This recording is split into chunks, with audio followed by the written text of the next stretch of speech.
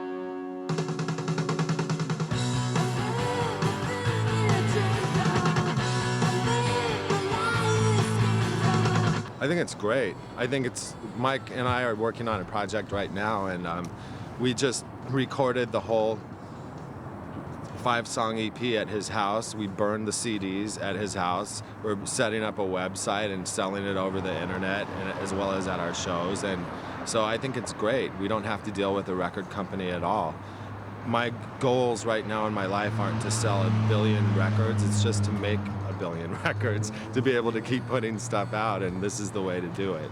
But it's it's just kind of a way of controlling your own destiny and controlling your own art form. Taking a little more effort and not sitting around waiting for someone to do it for you. You just kind of got to get out and do it. How about this? The first Bubble record, a Bubble EP, and a Dogs D'Amour album, all in 12 months, and they've all been released somewhere in the world. Maybe not all over the world, but you know what I mean. In 12 months, we've released 3 different products on Basement Boy Records. Well, it never stops round here. Chef. It's like bye bye EMI.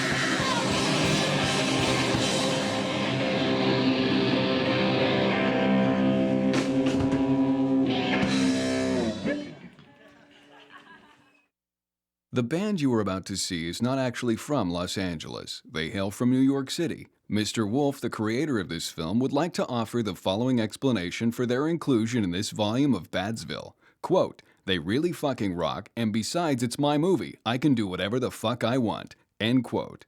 And now, ladies and gentlemen, the Man Scouts of America.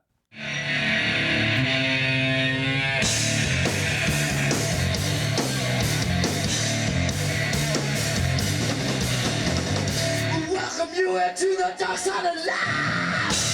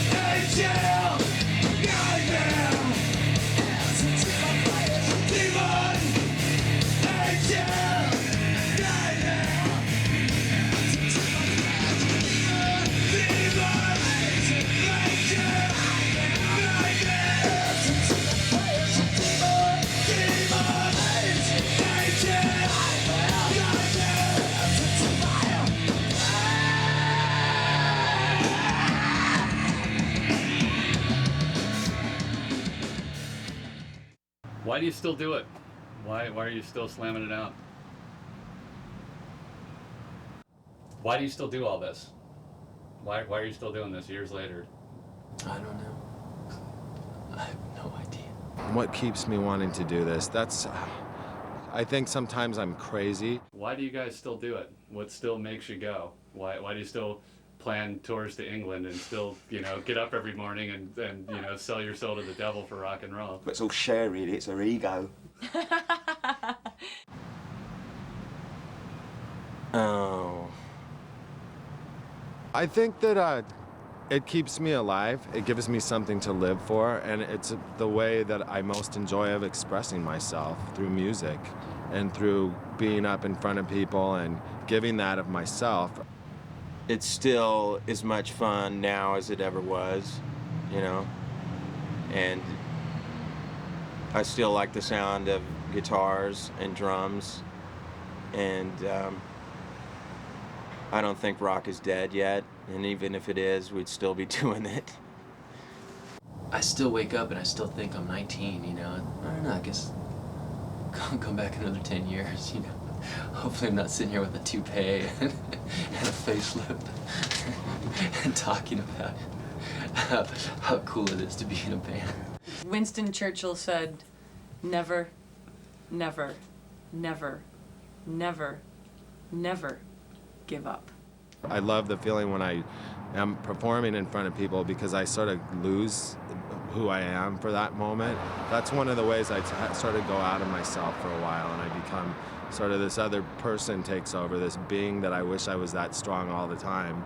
And then when it's over, I just go back to being the big dork that I am.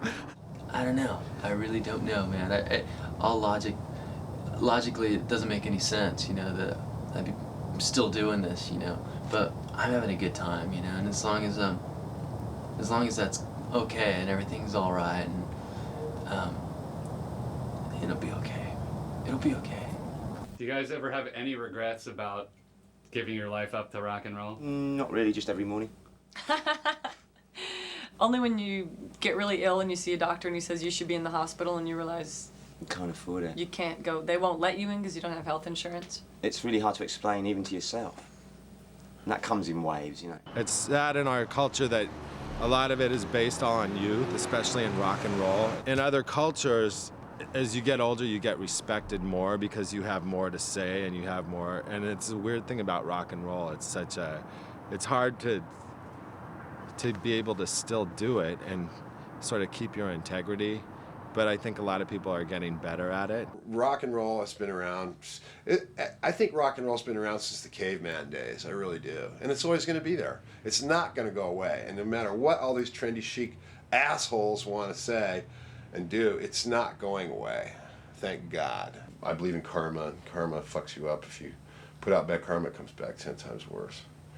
But I will go head to toe with Fred Durst if I ever see him.